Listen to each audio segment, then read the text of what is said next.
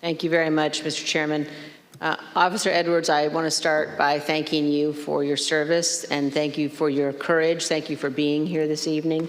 I know that it's not easy to relive what happened for you and for the officers behind you and for the family members of officers in the audience this evening. But it's really important for the country to have a full accounting and understand what happened. I want to start, Officer Edwards, with a short clip that shows the horrible moment when you were injured as the peace circle was breached.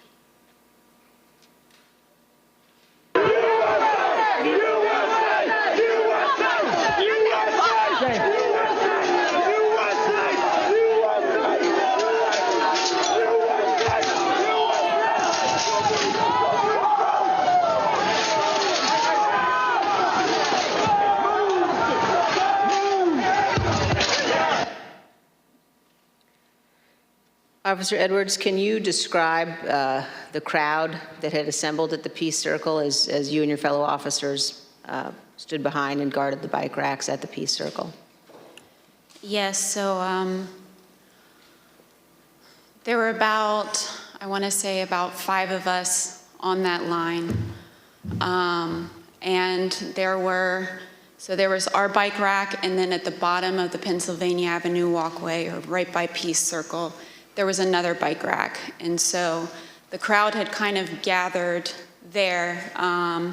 It was the crowd led by Joseph Biggs, and they were mostly in civilian clothes. There were some who had military fatigues on. We could see people with bulletproof vests on, things like that.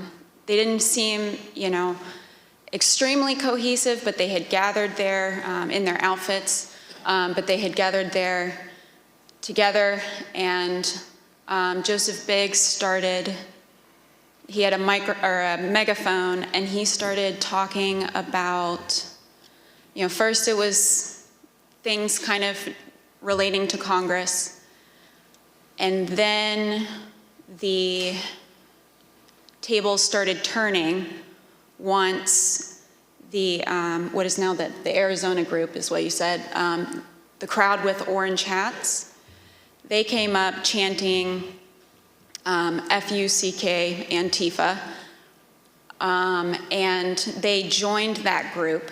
And once they joined that group, Joseph Biggs' rhetoric turned to the Capitol Police.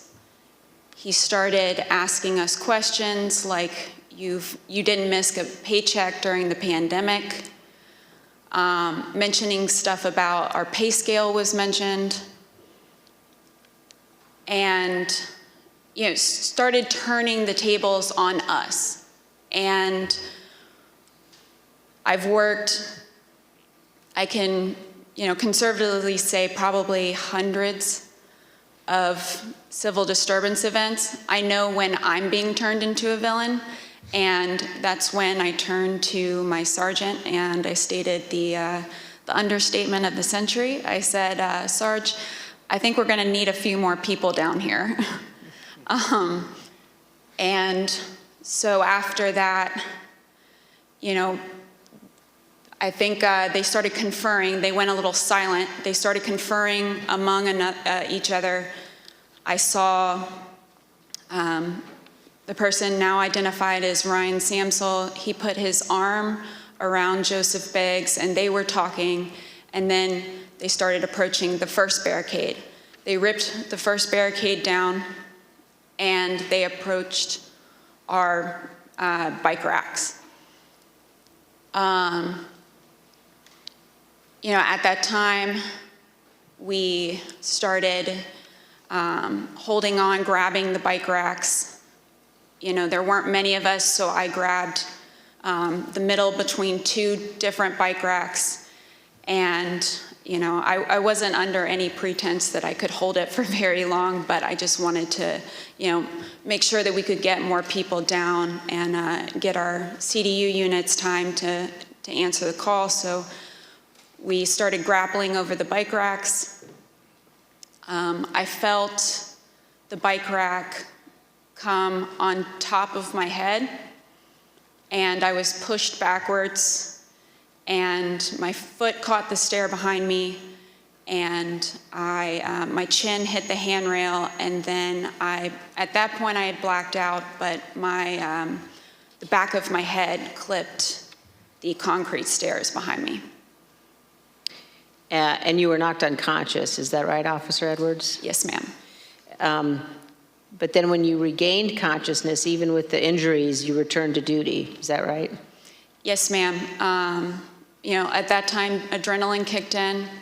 I ran towards the West Front, and I tried to hold the line at the Senate steps at the Lower West Terrace.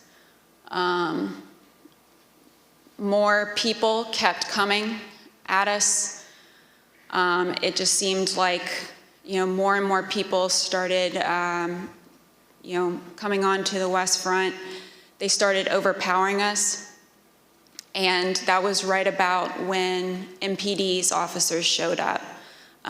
Their bike officers pushed the crowd back and allowed our CDU units, as well as theirs, to form that line that you see, that very thin line between us and the protesters or the rioters, at that time. I fell behind that line, and for a while I started decontaminating people who had gotten sprayed, and treating people medically who needed it.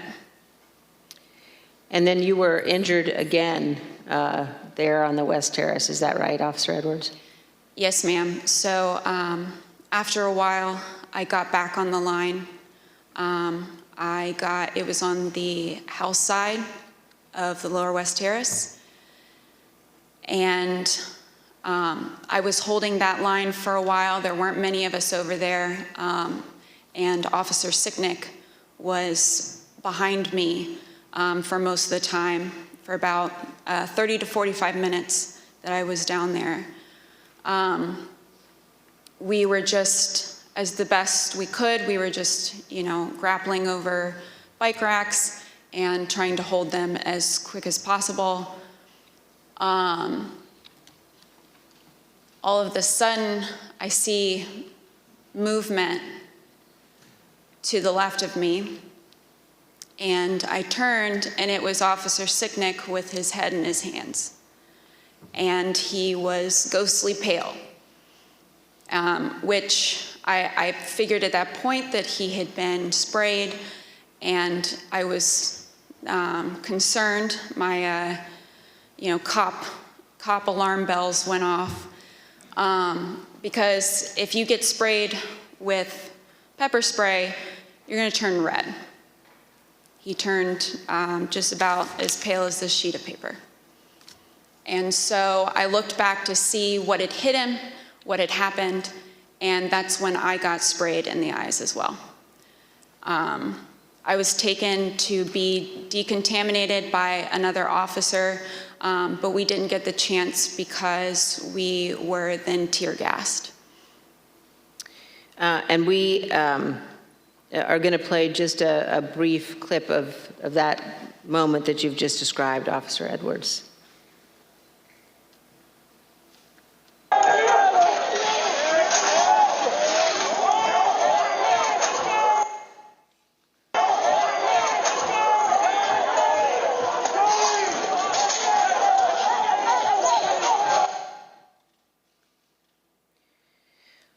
Officer Edwards, I just want to thank you for being here. And I know, again, how difficult it is. I know the family of Officer Sicknick as well, who's here tonight.